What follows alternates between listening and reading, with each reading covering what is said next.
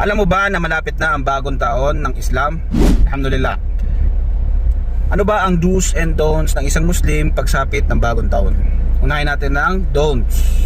Mahigpit na ipinagbabawal ang pagse-celebrate ng bagong taon sa mga Muslim, gaya ng pagpapaputok, pagfe-fiesta, or kung anumang celebration dyan. Dahil sa Islam, ang dalawang Eid lamang ang ating sineselebrate, ang Eidul Adha at ang Eidul Fitr.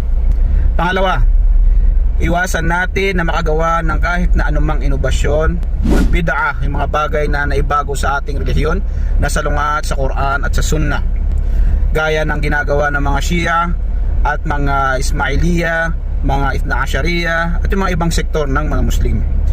Iwasan po natin yan.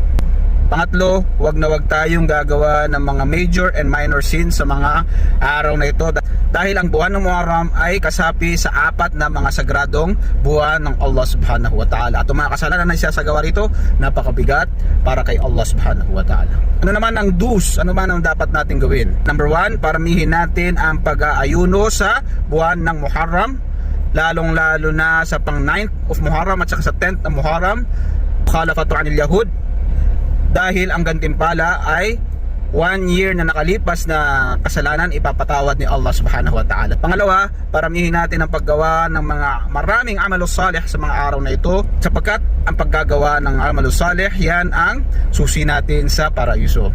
At ang panghuli, paramihin natin ang pagdudua o ang paghiling kay Allah subhanahu wa ta'ala, pagpapasalamat kay Allah subhanahu wa ta'ala na nadugtungan ng ating buhay at umabot tayo sa taon na ito. Humingi tayo kay Allah subhanahu wa ta'ala ng taufik na makapag-amal tayo ng napakamaraming amal sa taon na ito, inshallah. Hanggang dito na lang. Assalamualaikum warahmatullahi wabarakatuh.